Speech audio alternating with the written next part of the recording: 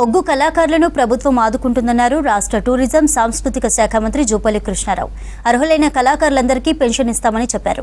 ఇప్పటికే మొత్తం 3000 మందికి పై కళాకారులకు పెన్షన్ ఇస్తున్నట్లుగా తెలిపారు. ప్రజా కళాకారులను ప్రభుత్వం అండగా ఉంటుందని మండలిలో వివరించారు మంత్రి జూపల్లి. ఇది అతి ప్రధానమైనటువంటి జానపద వృత్తి కళారూపం ఒగ్గు కథ. ఈ యొక్క ఒగ్గు కళారూపానికి జాతీయ అంతర్జాతీయ గుర్తింపు తెచ్చిన కళాకారులలో డాక్టర్ చుక్కా సత్తయ్య గారు, మిద్దె రాములు గారు, వీళ్లకు కేంద్రీయ సాహిత్య సంగీత నాటక అకాడమీ అవార్డు కూడా రావడం జరిగింది.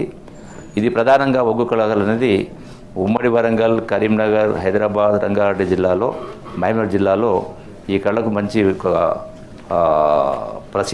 ప్రచారం ఉన్నది.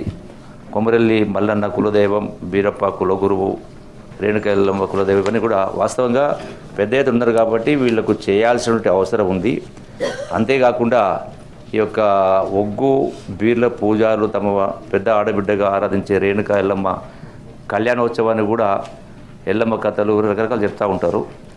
ఒగ్గు అంటే డమరుకం, శివుని చేతిలోని డమరుకాన్ని తెలంగాణ రాష్ట్రంలో జానపదులు ఒగ్గు జగ్గు అనే పేరుతో పిలుస్తారు. ఈ కళా ప్రదర్శనలో ఒగ్గును ఉపయోగిస్తూ వారి కులదైవం మల్లన్న, కులగురువు బీరప్ప కథను చెప్పడం వల్ల ఈ కళారూపానికి ఒగ్గు కథ అనే పేరు వచ్చేది ప్రసిద్ధిగాంచింది కూడా.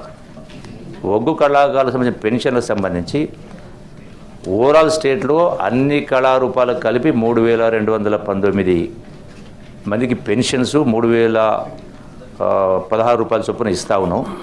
ఇందులో 1500 ఖాళీలు ఉన్నవి. ఇప్పటికే సుమారుగా 47 ఒగ్గు కళాకారులకు ఇలా పెన్షన్ ఉంది.